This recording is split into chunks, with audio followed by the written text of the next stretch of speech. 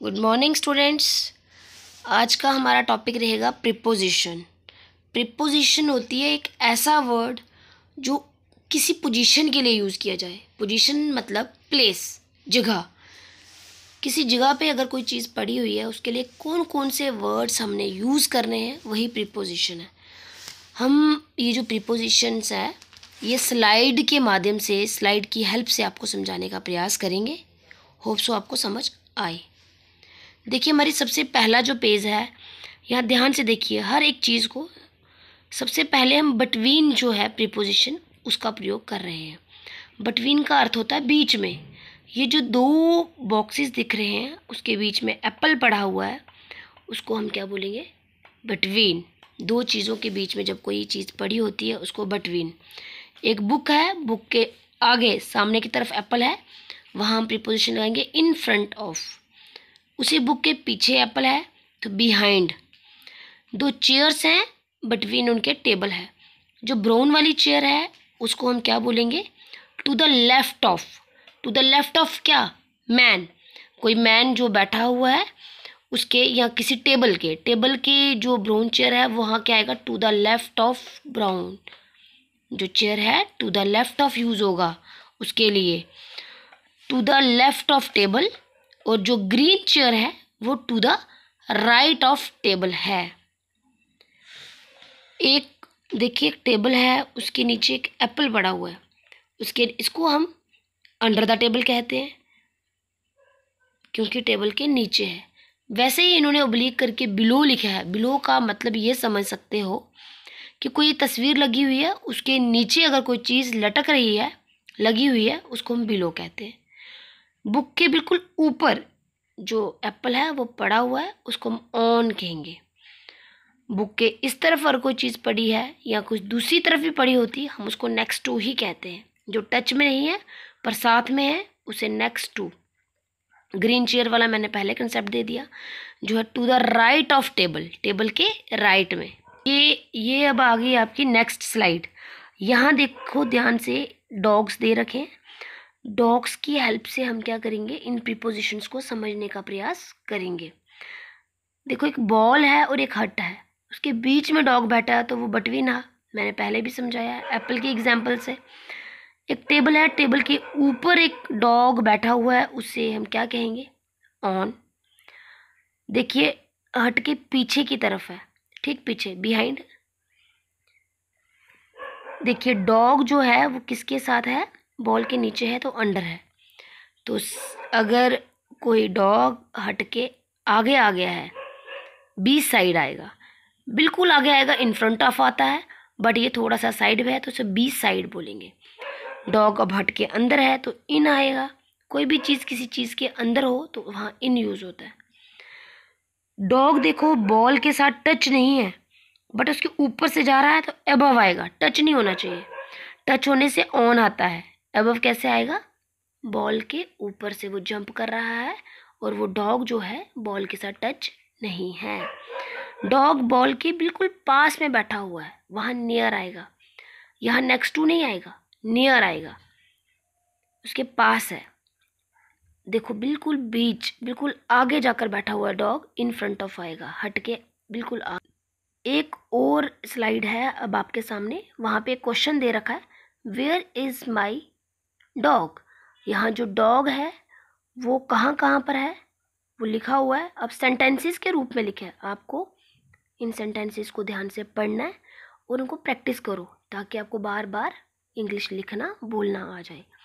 The dog is in front of the dog house. जो dog है बिल्कुल आगे बैठा है तो प्रीपोजिशन क्या लगी? In front of the, capital letters में लिखी हुई है यहाँ प्रीपोजिशन जो है। डॉग अंदर बैठा हुआ है, the dog is in the dog house.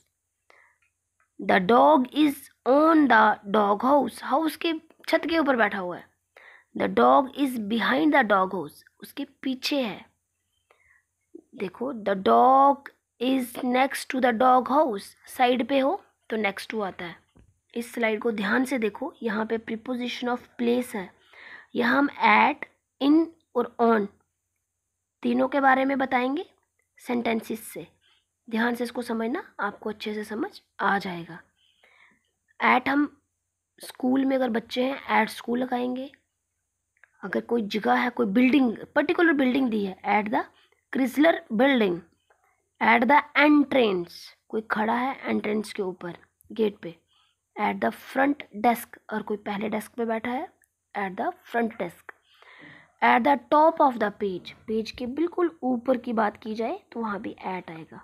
Eight A concert, किसी कंसर्ट में बैठे हुए तो भी एट। इन कहाँ आएगा? इन अ लिफ्ट, लिफ्ट के ऊपर है, अंदर है एलिवेटर में। इन अ बिल्डिंग, बिल्डिंग बहुत बड़ी है और बहुत सारे लोग हैं तो इसलिए वहाँ एक बंदे के लिए इन अ बिल्डिंग, उस एक बिल्डिंग के अंदर आएगा। In a town, in a country, town के अंदर है वहाँ तो बहुत से लोग हुए तो भी इन आएगा।